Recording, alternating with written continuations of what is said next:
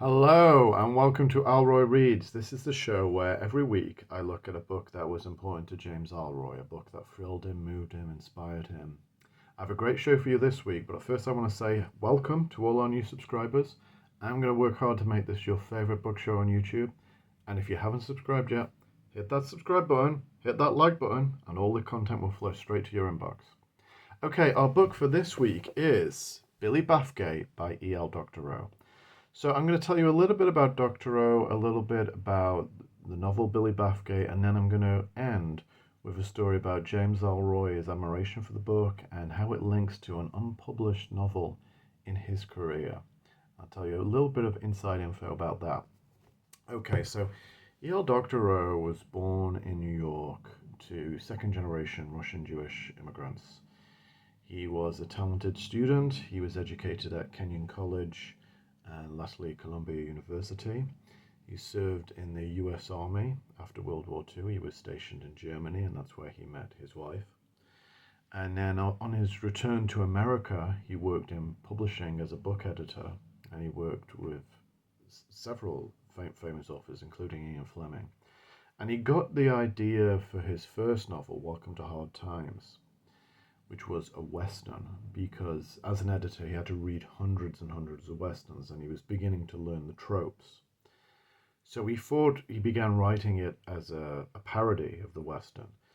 In the end, he kind of rewrote it. He became more involved in the stories, and it's been billed as a great reclamation of the American West, you might say.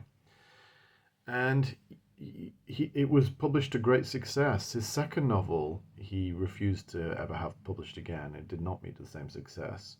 But he continued to develop his literary career strongly with such excellent novels as The Book of Daniel, about the Rosenbergs, and also Ragtime. And Billy Bathgate came out in 1989 when really Doctorow, by the way, it's Edgar Lawrence Doctorow. He was named after Edgar Allan Poe. I've always credited as EL. Really, Doctor was really at the height of his powers. This is just a truly tremendous book. So it's very much steeped in the history of the 1930s New York.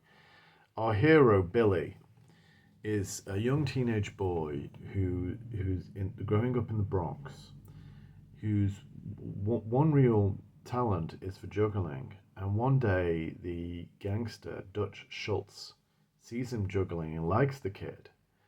And not much comes of it first, but then Billy becomes quite kind of obsessed with Dutch Schultz and manages to kind of sneak his way into his criminal headquarters, where, luckily for him, all of the senior gangsters there kind of take a shine to him.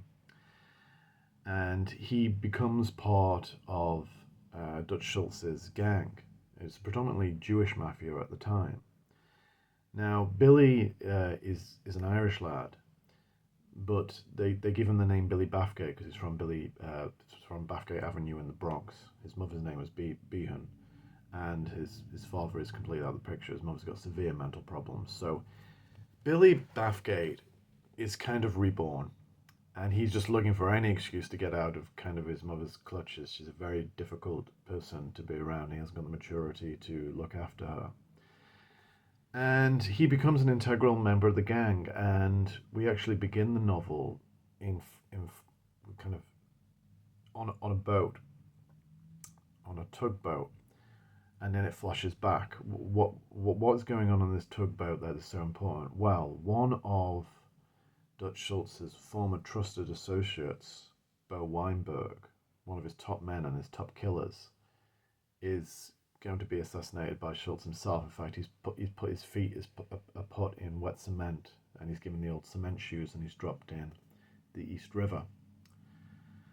Now, Billy is smart enough to know that while he's trusted by Dutch Schultz now, that he might one day end up with like Bo Weinberg, because it's actually him that's got Bo Weinberg killed.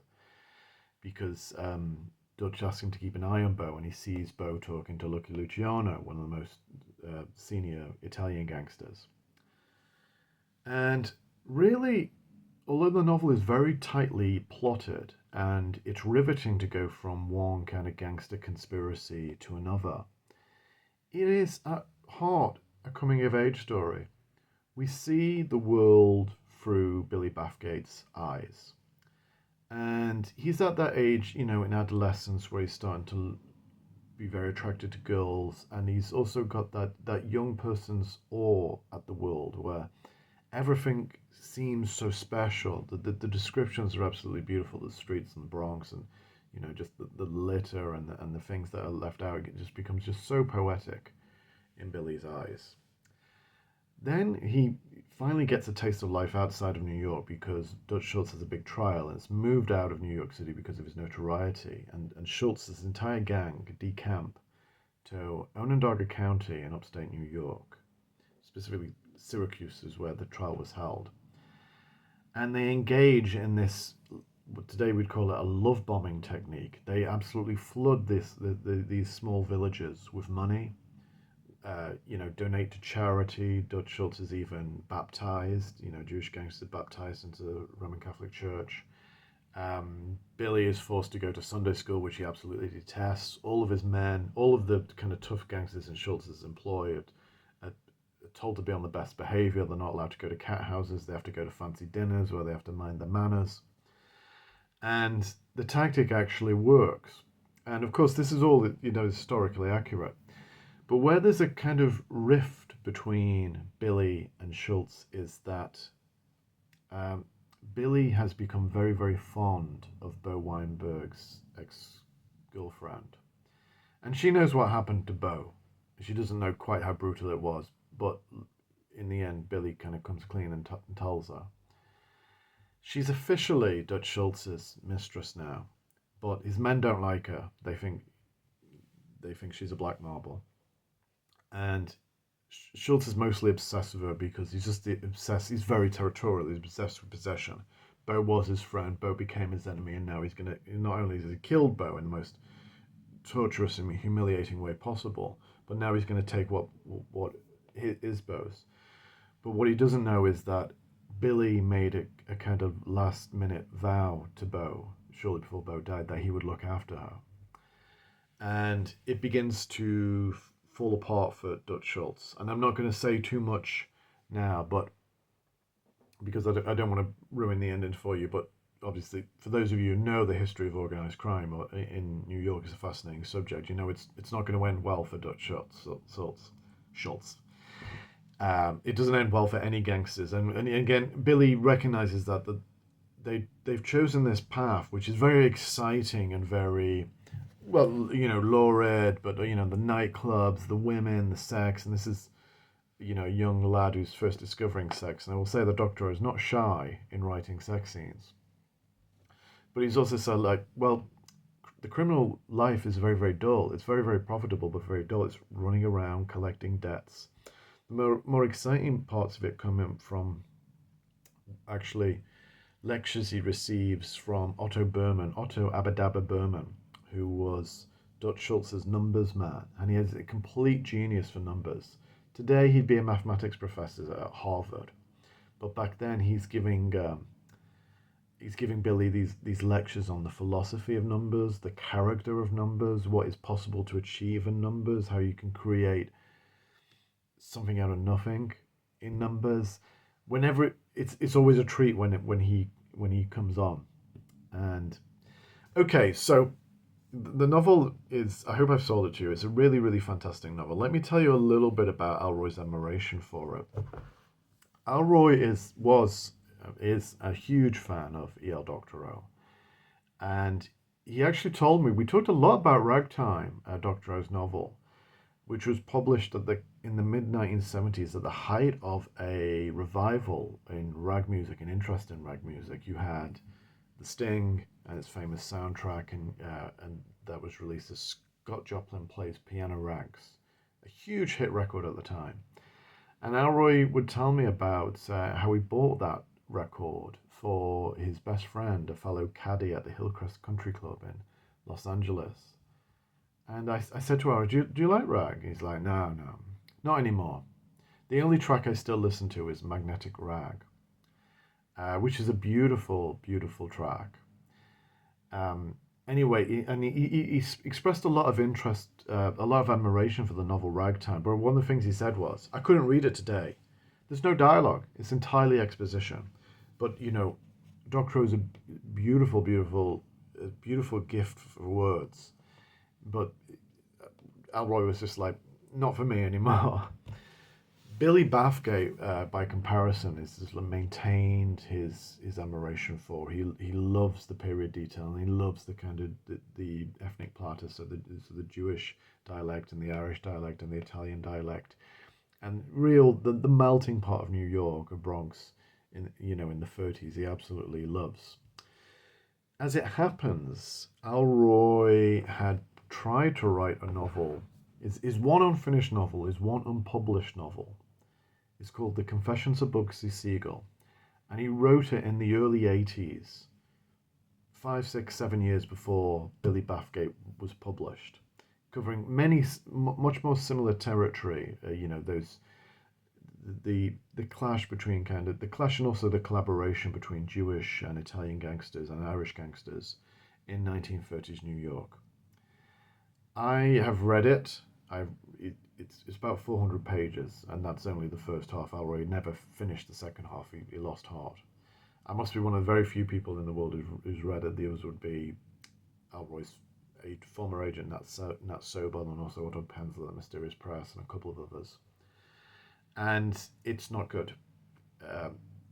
Ellroy had already written 2 novels at this stage, but I don't think he yet had the chops in his early 30s to write a great historical novel, because there's a lot of, it's very, very affected, and it's very, very staged. So it's kind of, Bugsy Siegel walks into a room, says hello to Dutch Schultz, buys a drink for Lucky Luciano. It doesn't feel real.